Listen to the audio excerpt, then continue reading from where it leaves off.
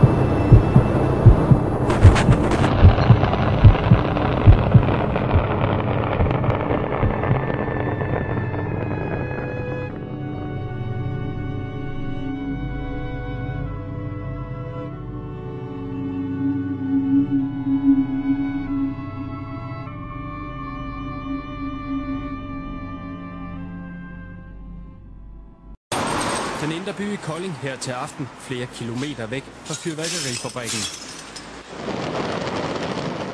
Klokken lidt i 18 skete der nemlig det her. Eksplosionen og trykbølgen.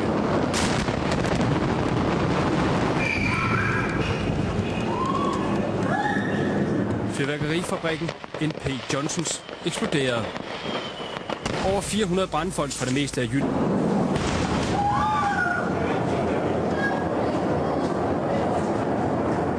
Ja, men altså man tænker, hvad så huset der nu? Kom revne af huset? Er der hele taget ruder i?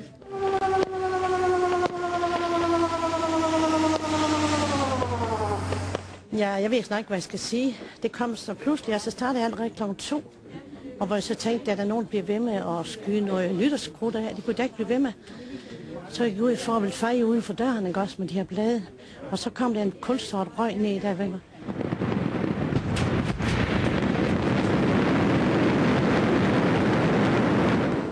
Det er jo det, alle folk frygter, det her. Branden startede klokken lidt i 14 i en container fyldt med fyrværkeri, og hurtigt kom den første eksplosion. En brandmand er altså blevet dræbt, og 6 andre er blevet såret. Omkring 15-20 huse står i øjeblikket i brand, og mange andre er ødelagt. I alt er næsten 2.000 ton fyrværkeri eksploderet.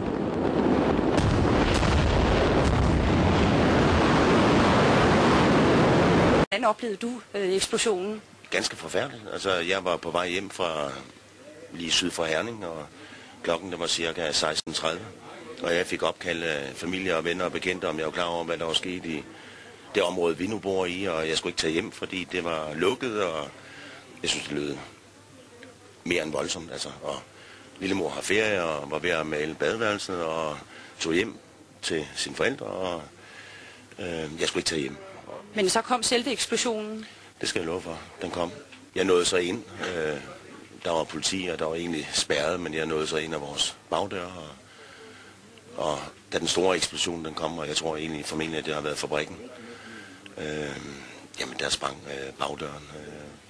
Glassen sprang fuldstændig ud af bagdøren, og det var sådan cirka 1 meter fra mig.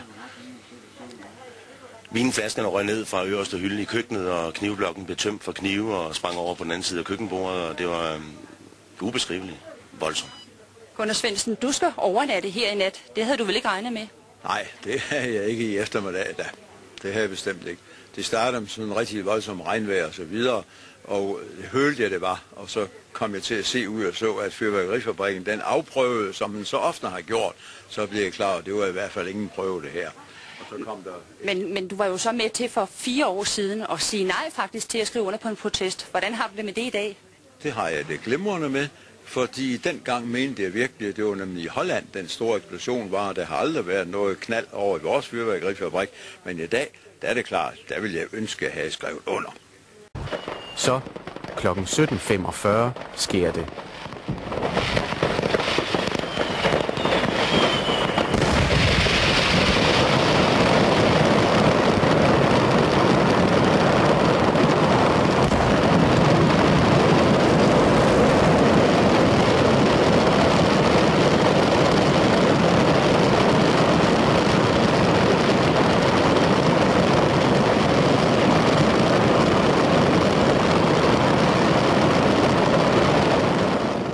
Lageret eksploderer. En paddehattesky rejser sig. Få sekunder senere, endnu en eksplosion.